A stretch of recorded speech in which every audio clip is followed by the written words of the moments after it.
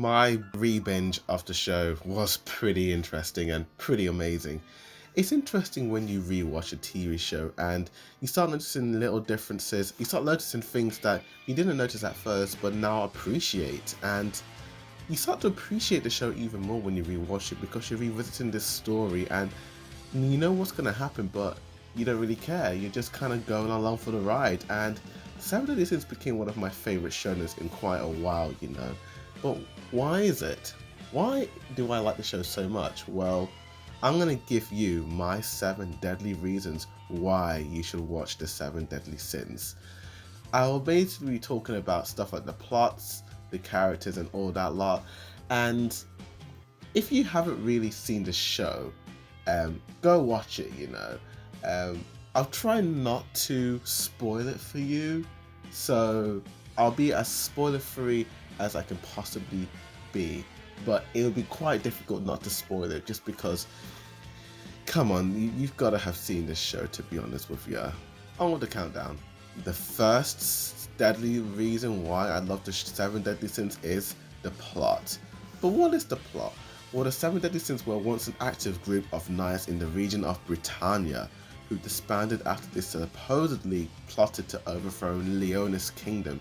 Their supposed defeat came at the hands of the Holy Knights, but rumors continued to persist that they were still alive.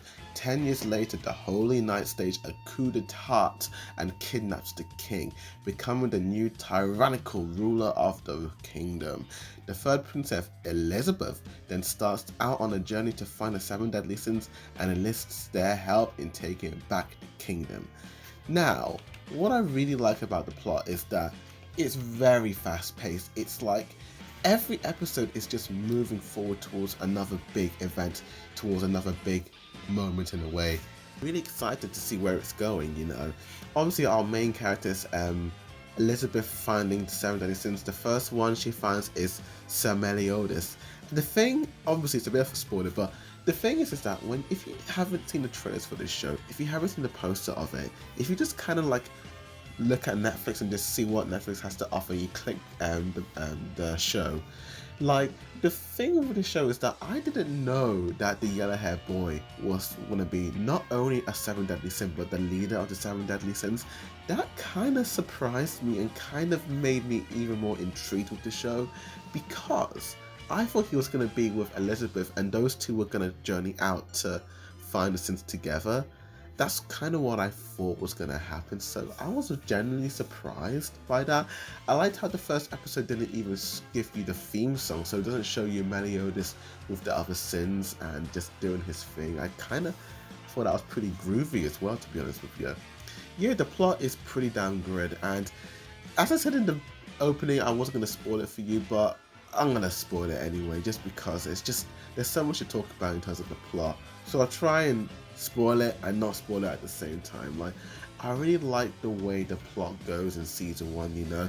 You have these sins who are seen as like the bad guys of the world, and then the Holy Knights are seen as the heroes, not knowing that it's the Holy Knights that kind of framed the 7 Deadly Sins. And I kind of like how there's so much conspiracy and stuff happening behind the scenes, you know. Why are these Holy Knights so angry towards the sins, you know?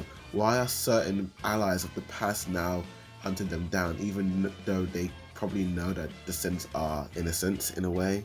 And I just really like the way the plot kind of progresses, you know, how we feel like the 7 Deadly Sins come together like each episode, like, well, each 3 or 4 episodes. I flipping love it. I flipping love the pacing of it. The thing the showrunners did, and probably even like the manga author writer did, is that there's never a boring moment. Even when there's like filler-ish, you know, not episodes, there's, you know, those like kind of like chilled out episodes where nothing really happens. They still write it in a way that makes it really damn interesting. From like the Rise of Fight Festival arc all the way down to like the, you know, Kingdom Infiltration arc, like they do a really good job of like really like making sure that the audience are engaged and interested, you know. And I just really like how it just kind of flies by, and it's just so interesting, to be honest with you. And the show does take some liberties of like giving the audience some surprises. Obviously, in Shonen Jumps, there's always plot twists and all that lot. But the twists that happen, it's not like slap bang in your face. It's like, oh, when you think about it, it's been foreshadowed. Like, all the major plot twists that happened have been, in a way, foreshadowed. And this is where we come to spoilers, in a way, if we're talking about the plot. So if you don't want to hear too much about the plots and the plot twists, I'd recommend kind of skipping ahead. I will have a timestamp on the 7 deadly reasons why you should watch 7 deadly sins in the comments below, so maybe skip on to the second deadly reason. But let's get to spoilers in a way. And the reason why is because, like, the twist about Elizabeth being, you know, having goddess like powers in a way, if you remember, like, every time someone was injured in the past, like, she'd kind of like touch them in a way, or like, you know, and in a way it's like she wouldn't know that she had power. She just kind of like touched them, and then instantly they'd be cured. Like when Meliodas was completely battered in that episode and Elizabeth touched him, like, and then it comes back to the last episode as to why this is all these strange things have been happening. Or when her little sister was dead, and then she started to cry for her, and she healed her in a way without it realizing. It's been foreshadowed throughout, you know. And I also like the twist with Meliodas, you know, this is a big twist, that the fact that not only is he from the demon race, but he was the previous leader of the 10 Commandments. That I was floored when they revealed that twist. I couldn't believe that, to be honest with you. It was so unexpected, you know. But when you think about it, again, it was kind of been foreshadowed, you know. Like, this guy's pretty damn powerful, and the way I don't know, you always feel like there's some more to Meliodas than meets the eye in a way. And I always felt like he was holding back in a way that was like more truth. But obviously, like, if you notice, like, the pattern on his eye, when we first saw the 10 Commandments, I was like, yeah. And you realize, why are the 10 Commandments so angry with this guy, you know? Like, if it was a normal, like, you know, member, they wouldn't be so angry and have all this, like, you know, anger towards him. But the fact that he was their captain and he abandoned them, really just, it kind of is obvious in a way, dude. It's obvious. And another major plot twist that happened in this show was the Hendrickson basically controlling the Holy Knights. And it wasn't Hendrickson himself, it was the demon inside of him.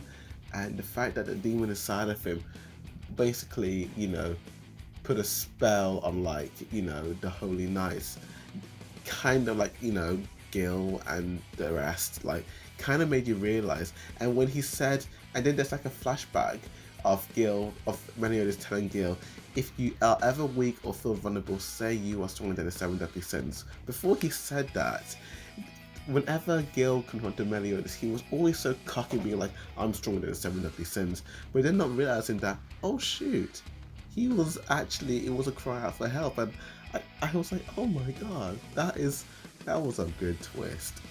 But anyway, let's get to the second deadly reason, the characters. And yeah, all the characters are pretty damn interesting, you know, particularly the 7 deadly sins themselves. Like, they all have very interesting personalities due to their different sin, like, power in a way. I really like Meliodas. I flipping love this guy, you know. He's just kind of like he acts like a child, you know. He's like, even though he's like probably hundreds of years old, you know, and he takes a different form before this one, he acts very childlike and very innocent in a way, you know. And it's like no one can match up with Meliodas in a way, like no one. I really like his quirky personality, despite him being a little bit of a pervert towards Elizabeth in a way. And you've got like the other sins like King and Diane, and Barn is a great guy as well. And like all these characters have very, you know, it's like when you see them at first, you kind of judge them, but then you see their backstory, and then you realize why they're the way they are in a way, and it's like, oh, that's interesting, you know. And I really do like that. Elizabeth as well, I have to admit, is probably one of my favorite shonen main like female, because like even though like she's drawn in a way that's like, you know, targeted towards teenage boys, you know, like she has interesting character. She's an interesting character, you know, like even though you may think she's useless and all that, like Meliodas really like, you know, needs her in a way, and in a way she kind of helps the sins come together in a way, you know, like just who she is as a person. She's able to bring these seven deadly sins together, and she's a great person in a way. And I like all the other characters like the Holy Knights, you know, you have Jericho, Gil, and the others, just all great characters who all kind of change because of their encounters with the sins in a way. And the thing I like about this is that we don't, even though the season 1 ends, they don't end up finding all 7 deadly sins. It's like 6 of them, I think they end up finding. And I thought, oh yeah, that's pretty interesting, like how they don't have all the characters in a way. And yeah, just great characters in a way. And my third deadly sin reason is definitely the visual style. This show has a very interesting visual look in a way. Like, I really do like the designs of the characters, you know, they're very, very interesting. Like the color palettes particularly, you know, on these characters are definitely good in a way. Like I like Barnes' red jacket, which contrasts with his like, you know, kind of light blue hair, Diane's orange jumpsuit. I like Meliodas' outfit as well. I really think that works. Elizabeth is a little bit concerning. I've got controversial opinions about that, but yeah. King's outfit is definitely my favorite, you know. I don't know why, but when I saw this outfit, I really wanted to buy that jacket. I don't know what jacket it was, but man, when I saw that jumper, I was like, dude, I want to wear that jumper. I don't know where to get it, but I want that jacket. Fourth deadly reason is definitely the soundtrack. The Seven Deadly Sins is definitely the thing that really like elevates the show. Is definitely the soundtrack. I read some of the chapters of the manga of this show because I got a bit bored waiting for season 4 to come out, and I kind of quit, and I didn't know why I wasn't feeling it, you know. And I realized the music just kind of like it's another ingredient that makes this show even amazing, you know. The soundtrack and the OSTs are just so damn amazing, you know. The composer Hiroyuki Sawano really does like do well in when it comes to like the fantasy elements and just like the main big bombastic moments in a way. Like, and if you notice some of the orchestra moments, like when they're fighting, it might sound a little Attack on Titan-ish, and that's because he was composing for Attack on Titan. Yeah, this dude did quite a lot of anime like OSTs, including Kill La Kill, Blue Exorcist, and Zombie Lon. Like, he really did a real good job on this OST, and I really do like some of these OSTs. I think Elizabeth's OST theme is one of my favorites, you know. It's just, every time that theme comes on, I'm just like, I really like that theme so much. It's so good. It's so good. And I kind of like how they all, in a way, have their like own OST songs in a way, which is really good in a way. And yeah, great. Also, the theme song and the end credits are so great, you know, like especially season 1. Like I really did like season 1's like theme songs. Like I really do like the artists who did like the songs for it. They're so kind of, they have this kind of funky like popness to it, which is just really great, and it kind of like gets you excited for the TV show. And then the end credits is just amazing, particularly Flo Grandorino, which is the end credits for season 1, which I thought was pretty damn amazing. I really liked that end credits. It was really good, and I really liked the beat of it, you know, which everyone in the comments all thought should have been the theme song, but hey, I think it made a good end credits in a way. Number 6, the comedic moments are also pretty damn great. The best are always done by Hawk, you know, like Hawk is just like, he is there just for comedic purposes, you know, although he is also there for other things, you know. Like this kind of leads back to my character moments with like Hawk, you know, like you think he's a fun guy, but you know, it's a funny guy and he's not really made for anything more, but you know, like he's a bold dude, that pig, you know, he's got a heart full of gold, and yeah, he's even willing to go to extreme lengths to make sure that his friends are okay, you know. And I like how he has this perception that he is stronger than everyone else in a way, you know. It's just really funny, especially in season 2 when he gets that charm bracelet thing where he can kind of like read everyone's magical abilities, and he thinks that he's just OP as heck. Like the arrogance of this dude, like thinking he can take on the leader of the Seven Deadly Sins is just so funny. I flipping love that. Number 6, the Japanese voice acting. Now, when I first watched the show, I watched it in English dubbing, of course. When I first watched it on Netflix, I was like, English, please. And I thought it was okay, you know. I thought I liked the voices of the characters, but some of the like more serious moments got a little bit cringy for my liking, you know. Like you get to a point in the show, and you realize, dude, that the English voice acting can get a little bit. It can get a little bit. It can feel more foamed in, not that good and all that, and I don't know, like for me, it was definitely during season 2 when King was fighting, was basically helping protect his like homeland. That arc in season 2 or the first season, whichever you want to call it. Yeah, like I never really liked that arc particularly had like the worst voice acting in my opinion. You know, it felt so foamed and it felt hammy as heck. It wasn't that good to be honest with you.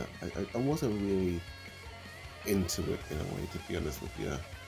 But when I rewatched it in Japanese, oh my gosh, from start to end, the voice acting is great. It's flipping amazing, and I do like the voices of these characters. I think they do a really damn good job. Like, OMG, my dude, it's just so good. It's good. And my 7th deadly reason why you should watch it is that it's not really a typical shonen, you know. It doesn't always hit the same tropes as shonen jumps do. It is different, you know, like it does have twists involving major characters.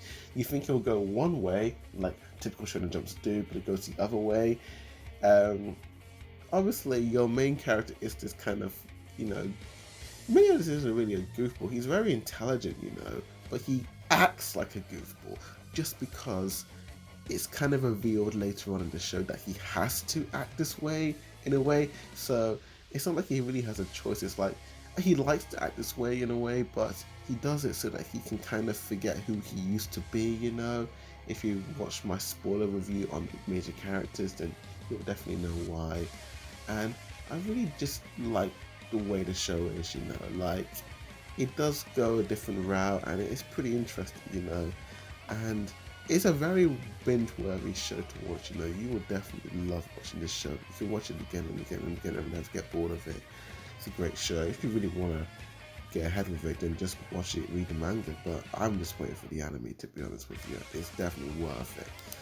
And I'm just hoping this new studio does the anime justice.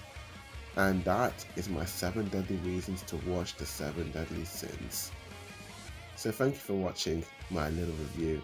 I try to be unspoilery as possible because I don't want to ruin too much. And even when I gave spoilers, I try to kind of give you warning, you know, ahead of time in a way. And thank you for watching. Please like and share this video, comment down below and tell me what's your favourite for the show. It's my opinion, but thank you for watching. And as always, it's a boy review signing out.